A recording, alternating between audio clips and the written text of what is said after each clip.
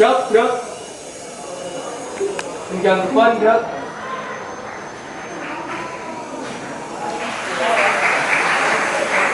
Gerak.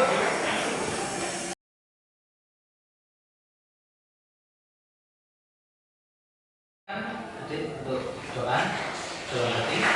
Persiapan berdoa. Tundukkan kepala. Berdoa mulai. Berdoa selesai.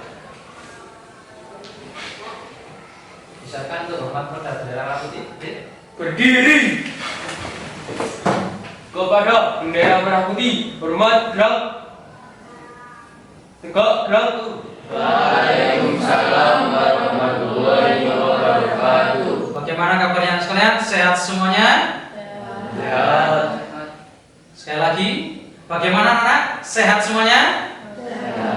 Masih bersemangat? Masih. Alhamdulillah ya. Marilah pertama-tama kita panjatkan puja dan puji syukur kepada Allah Subhanahu wa taala mencari kebenaran. Jadi proses mencari kebenaran kalau di dalam Islam istilahnya tabayun. Nah, ini yang menjadi pokok pembahasan kita pada hari ini adalah tentang tabayun ya. Memahami anjuran tabayun. Kenapa kita ini oleh Islam dianjurkan atau ditekankan untuk tabayun? Nah, nanti kita bahas satu kelas. Adit, coba yang kedua dibaca. Mengidentifikasi hikmah dari tabayun. Mengidentifikasi hikmah dari tabayun. Hikmah itu ya memecahkan permasalahan dengan bertabayun ya. Ini tidak hanya dilaksanakan untuk mengerjakan soal-soal saja, tapi dalam kehidupan pun kita harus memecahkan permasalahan ini dengan bertabayun kalau berhubungannya dengan mengapa tabayun penting dikedepankan dalam menyikapi berita dewasa ini? Ya, siapa yang dapat? Ya, supaya tidak terjadi kesalahpahaman. Yang kedua, apakah kesalahpahaman? Ada kata kesalahpahaman. Apakah kesalahpahaman dapat dihindari dengan bertabayun? Jelaskan. Coba Pak Reza, menurut kamu gimana nih? Apakah kesalahpahaman dapat dihindari dengan bertabayun? Bisa. Alasannya? Apa ini? Amati gambar ini. Sedang menangis. Terus kedua orang ini sedang berpelukan. Berarti menandakan bahwa kedua orang ini saling memaafkan. Nah, ya kan menyesal karena menangis itu bukti dari penyesalan. Dan kenapa ada dua orang ini saling bermaafan? Ini pemilik rumah. Ada dua orang tamu masuk rumah dengan kondisi semacam ini. Kira-kira nanti ketika dua orang ini pulang ke rumah, pulang dari rumah ini menurut saya, itu kira-kira gimana itu? Terjadi apa itu? Terjadi riba. Nah sekarang saya tanya, pemilik rumah dosa nggak kalau rumahnya berantakan seperti ini? Ya dosa, karena nggak baik. Tetapi sebenarnya kalau dilihat lagi ini juga haknya dia. Ini kan rumah saya berantakan, ya terserah saya. Apa itu tabayun? Coba si Farah, kamu baca yang keras. Proses yang gampang untuk meneliti dan menyeleksi berita dengan sikap tidak tergesa-gesa dalam memutuskan sehingga permasalahan jadi jelas. Nah, ya, meneliti, menyeleksi. Yang diteliti dan diseleksi apa ya berita dengan tidak tergesa-gesa dalam memutuskan.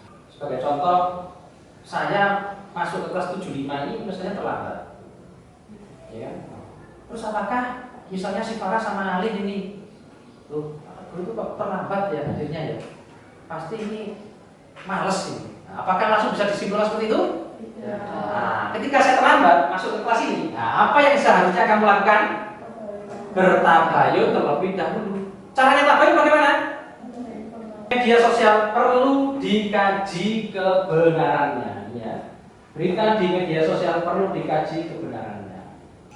Tabayun pada media sosial. Bagaimana cara kita tabayun kepada media sosial? Nah, coba mulai dari Adit. Adit sudah baca dia. Coba supaya tidak tertipu berita hoax. Ini banyak sekali dari kita menjadi korban berita hoax. Ya. Oke, sekarang ada tugas diskusi. Nah, sekarang silakan dibentuk 4 kelompok. Ya, nanti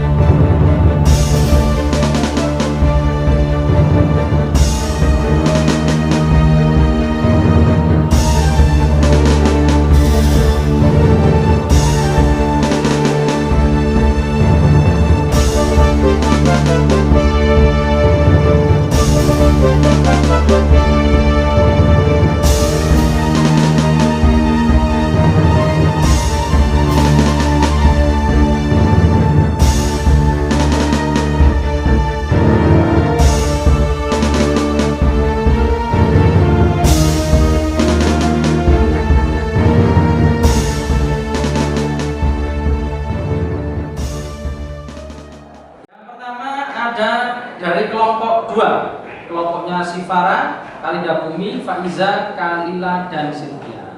Saat ini kalian semua itu pasti memiliki media sosial. Paling tidak minimal kamu memiliki WA, grup WhatsApp, grup Tabayun. Nah, ini harus dijelaskan lebih rinci lagi ya anak-anak. Bagaimana cara menyikapi informasi di Indonesia dengan Tabayun? Tabayunnya yang kita lihat situsnya tadi kan gitu kan. Terus kemudian siapakah yang memberikan informasi itu, menghindari kesalahpahaman dan perselisihan. Bagaimana menyikapi informasi pada media sosial, mencari tahu sumber info yang benar, tempat dan waktu diperhatikan dengan betul ya. Kesimpulannya apa? Adit coba kita tolong Pak untuk disimpulkan kesimpulan dari pembacaan ini. Jangan tergesa-gesa untuk mempercayai masalah orang lain. Jangan tergesa-gesa untuk mempercayai Masalah orang lain. Ya boleh ya. Kalau saya boleh menyempurnakan, ya kan. Janganlah kita ini tergesa-gesa dalam memutuskan sesuatu. Awalilah dengan tabayun terlebih dahulu supaya kita tidak salah dalam memutuskan sesuatu. Baik anak-anak, mungkin itu yang bisa saya sampaikan. Tugas nanti bisa saya WA-kan di grup WA, itu bisa dikerjakan di rumah. Minggu depan kita bahas bersama-sama. Kurang lebihnya saya mohon maaf ya, yang sebesar-besarnya. Mungkin ada pertanyaan. Nah, sebelum saya tutupi, tidak ada pertanyaan. Sekarang silakan duduknya sesuai dengan tempatnya masing-masing, kemudian dipersilakan berdoa ya. Dipersiapkan berdoa. Persiapan berdoa. Tundukkan kepala. Berdoa mulai.